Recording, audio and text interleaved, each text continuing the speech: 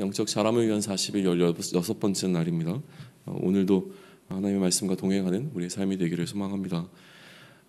오늘 사무엘상 19장은 여전히 사울이 다윗을 향한 어떤 살기를 가지고 있는 그 연장선에 좀 놓여 있습니다.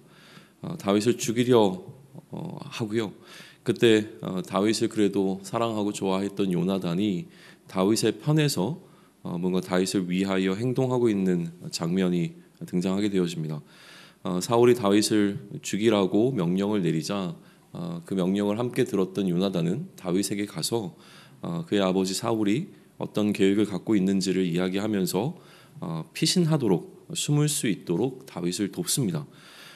아울러 이제 그가 아버지와 함께 동행하면서 만약에 다윗이 숨어 있는 그곳에 아버지가 가게 되어질 때에 자신이 그 아버지의 어떤 동향을 파악해서 다윗에게 알려주어서 사울을 피해갈 수 있도록 해주겠다라고 하는 약속도 하게 되어지죠.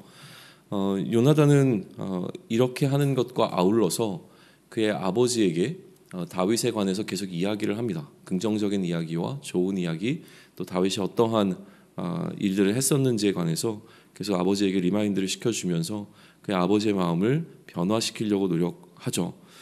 그래서 결국 사울이 요나단에게 다윗을 죽이지 않겠다라고 하는 맹세를 받아내게 됩니다. 그게 6절의 내용이고요.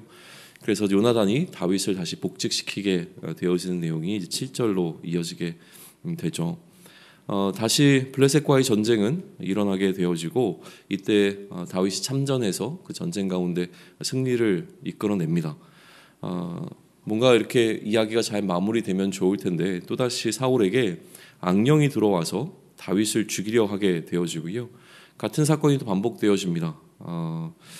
사울이 다윗을 향해서 단창을 던지게 되고 그것을 피해 다윗은 도망하게 되죠.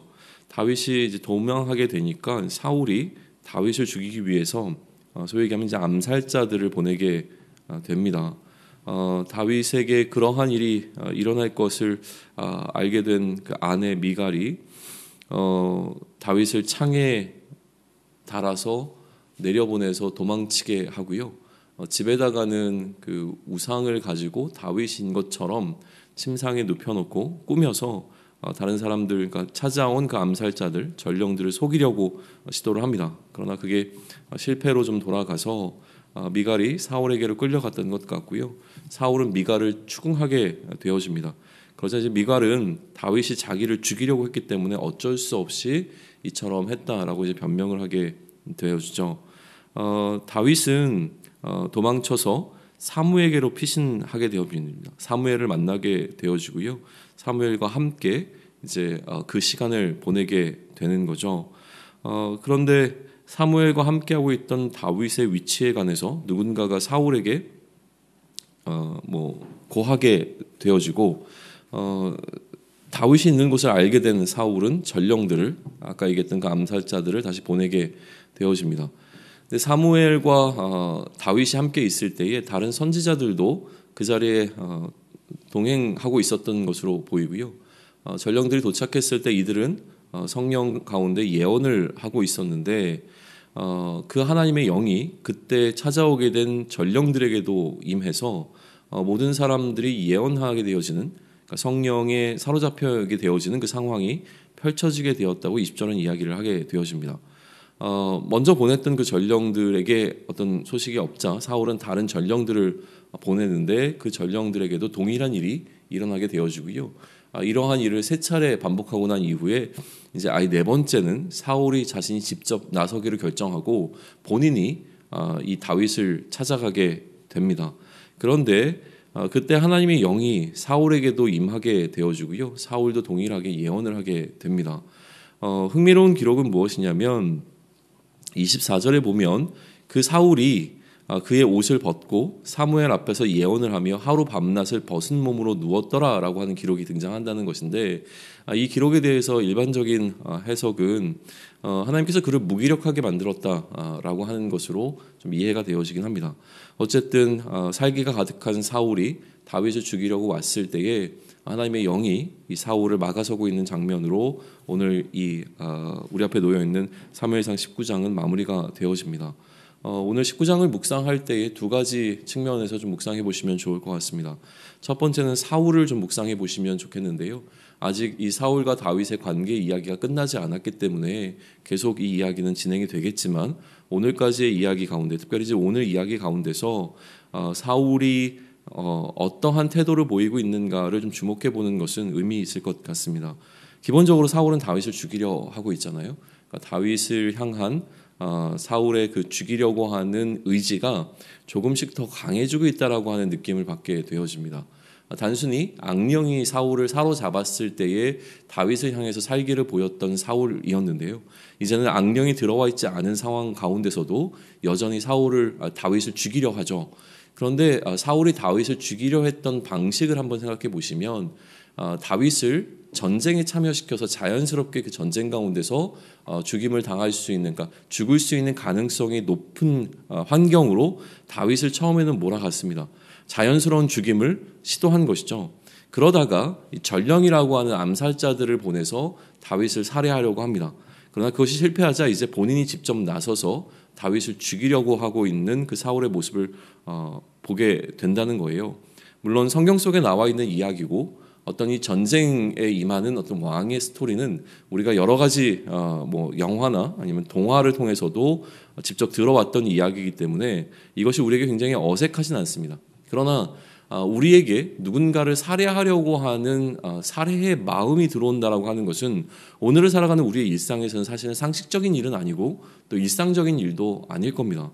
그러기에 어떻게 어느 정도까지 그의 마음이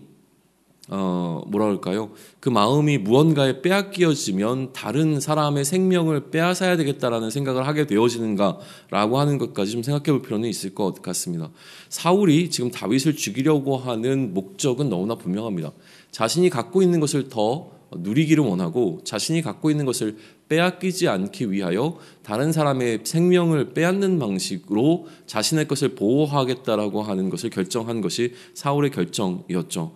그렇다면 우리가 살인의 동기까지 넘어가지 않는다고 하더라도 우리가 무언가 하나님의 질서 안에 머무르고 그리스도의 질서를 따라 살아가는 우리의 삶 가운데서 그것이 우리의 일상이 되어져야 되고, 그것이 우리의 상식이 되어져야 되는데, 그것을 벗어나게 되는 행동이 우리 가운데서 일어나게 되어지는 때를 생각해 보면 좋겠다는 거예요. 어느 순간 우리 가운데 미움이 찾아오고, 어느 순간 우리 가운데 불만이 찾아오고, 어느 순간 우리 가운데 타인을 향한 적대적인 마음이 들어오는 그 순간 우리는 무엇을 봐야 하냐면 그 원인이 나에게 있음을 바라볼 수 있으면 좋겠습니다. 나의 것을 지키기 위해 끊임없이 그것 가운데 우리의 마음을 빼앗겨 우리는 그것을 지키는 것이 조금씩 더 절박해지고 있는 상태를 경험하게 되어집니다. 그렇다면 우리가 사울과 같지 않기 위해서 어떻게 해야 할 것인가를 고민할 수 있는 오늘이 되기를 원합니다. 내 것에 대한 집착을 어떻게 내려놓을 것인지, 내 것에 대한 집착이 결국 타인에게 상처를 줄 수 있다라고 하는 사실을 좀 기억하면서 내가 갖고 있는 것을 집착하지 아니하고 그것으로부터 자유로워지는, 내가 이것을 빼앗기면 죽을 것 같다라고 여겨지는 그것이 바로 나의 우상이 되어진 것이라고 하는 것을 깨닫고, 복음 가운데 우리가 누리고 있는 것이 무엇인지를 다시 한번 묵상함으로 우리가 이미 다 가진 자로서 우리가 지금 취하려고 하는 것으로부터 우리의 마음을 자유할 수 있는 그 시간들을 우리가 얻어낼 수 있기를 원합니다. 그래서 우리가 붙잡고 있는 우리가 매여 있는 그것으로부터 복음으로 말미암아 자유할 수 있는 그 은혜를 누릴 수 있는 오늘이 되기를 소망을 합니다. 다윗을 묵상해 보시면 좋겠습니다. 아울러서 다윗에게는 감사하게도 그를 돕는 손길들이 계속 있는 것을 보게 되어집니다. 처음에는 요나단의 도움이 오늘 본문 속에서 보여집니다.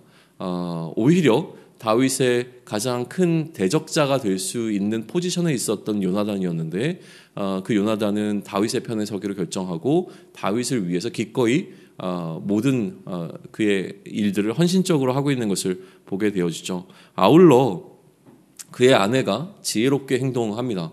그래서 다윗이 그 전령의 손길로부터 도망칠 수 있도록 이 아내가 애쓰고 노력하는 모습을 또한 보게 되죠. 마지막에는 사무엘이 등장합니다.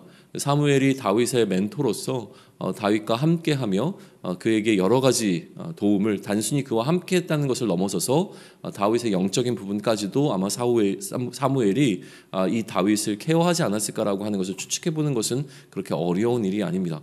그러니 다윗 한 사람만 놓고 본다면 그의 상황은 절망적입니다.